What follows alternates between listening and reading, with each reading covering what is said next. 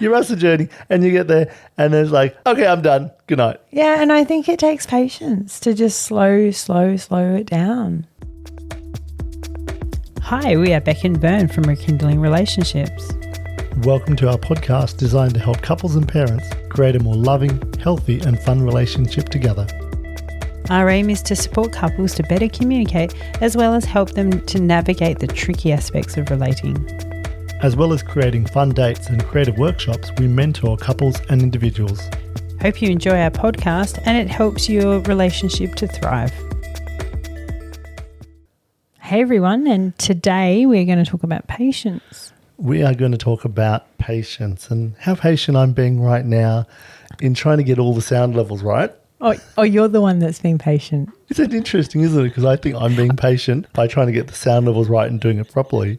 And you think you're being patient because you're putting up with my nonsense. It's a matter of perspective. It is. Patience is a matter of perspective. It is. So let's talk patience. And the people who are listening have patience at the moment saying, get on with it. All right. So we're up to the fourth one of our intimacy, this intimacy 104, patience. So what does patience mean for you? I think patience is extremely important in relation to intimacy. It's really being present and working out where each other's at. And some people might take longer than you're expecting to be able to go to depths of intimacy, or deeper depths of intimacy rather.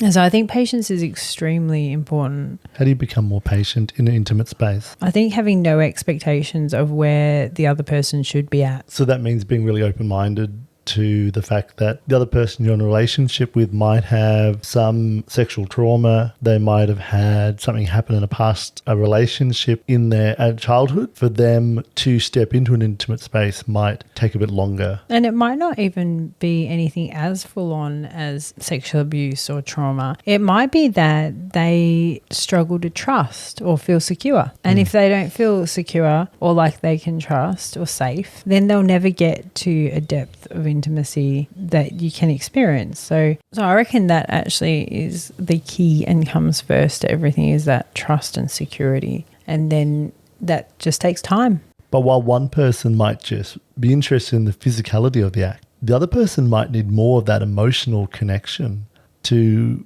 have intimacy. I agree with you. I think most people need to feel an emotional connection. I think to get to a depth of intimacy that is amazing, they need also a deeper connection that takes time and patience. Yeah, I get where you're coming from. We talked about porn in the past, and porn doesn't have intimacy. It doesn't have connection. It's all about this physical act.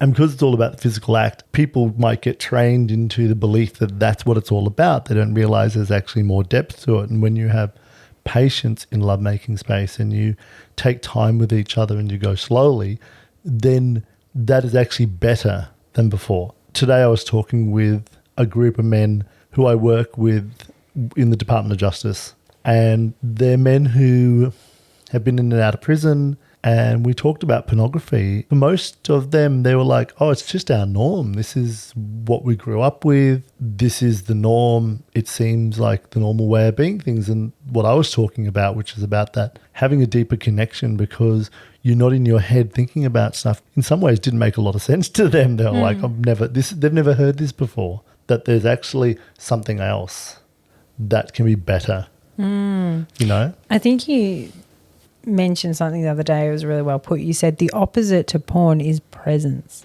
Yeah, and we're going to talk about presence in our next podcast. And patience is part of presence, isn't it? It is, absolutely.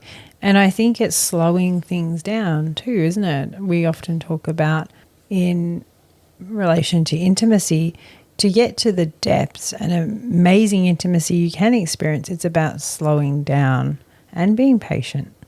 Like I am with you. So You're funny.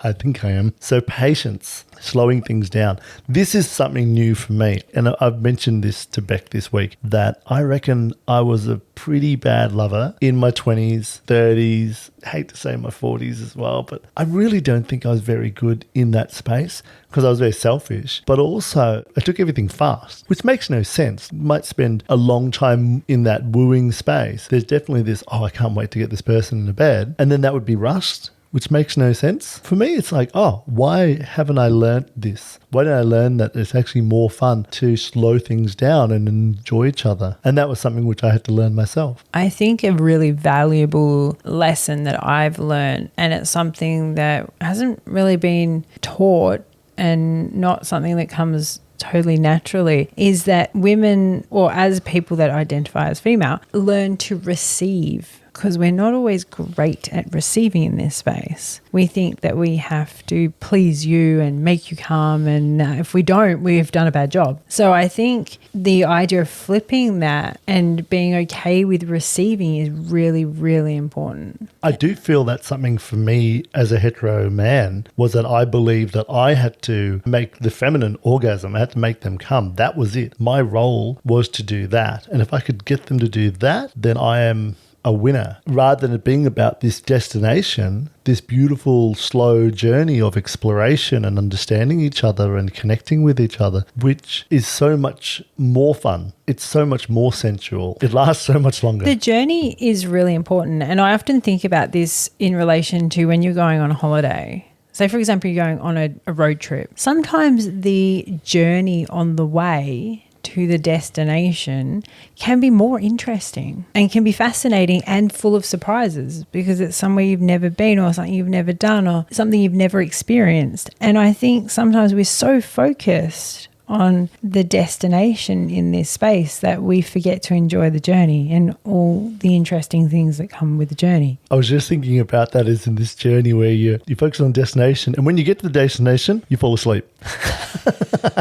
Because you've rushed the journey. You rush the journey and you get there and it's like, okay, I'm done. Good night. Yeah, and I think it takes patience to just slow it down. And slowing it down is one thing for me to learn, was to take more time to enjoy that space, understand me better. That was a huge one, is actually learning how to slow myself down so that I didn't go from 0 to 100 and then it was over. For me to learn what turns me on and to do that slowly and to build up that energy, that sensual, exciting energy, but then rather than let it go, was just hang on to it and keep it moving really slowly and take my time. That has meant that I'm probably able to feel things in my body that I didn't feel before. Because there was that sort of, right, this is exciting, and then bang, it's over and good night. As opposed to now, it's like, oh, this is exciting, or this is really nice, and taking time, and then I'll change and things shift, and there's more time. So as a lover, I think I'm much better in that space now that I've understood how to be more patient, and I don't have to make you come. It's not my role. And I've said this to you. It's not your job to make me come. I'll come when I'm ready to come, or I'll orgasm when I'm ready to orgasm. Actually, I think if you take that away, if you walked away from this podcast and you took only that away,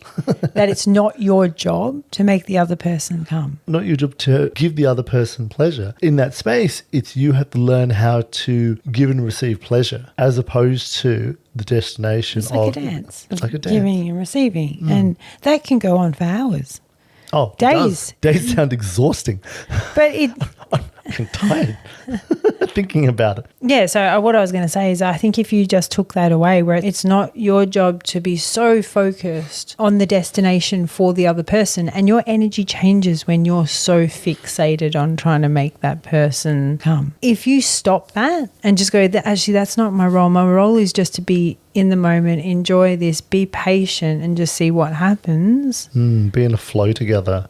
Be present, you'll have a whole new experience that you've never experienced. Stop focusing on destination. Nice. That slowing down and really deeply connecting also brings about vulnerability, doesn't it? You're actually being more vulnerable with the person. You're allowing yourself to feel more. I think that brings people closer together. If you might be taught by porn is that, your job is to jackhammer that person into submission. This is about, I'm going to actually make love to this person, and making love is not a destination, is it? It's a journey of a dance. And I think it takes patience and time to get to the depth of intimacy where you're experiencing things that are just like, whoa, I've never experienced that before. What do you mean?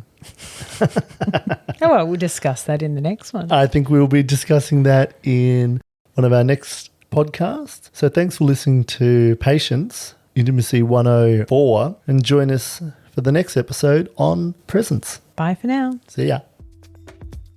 Thanks for listening. Please subscribe and follow us. And check out our website at rekindlingrelationships.com. Bye for now. See ya.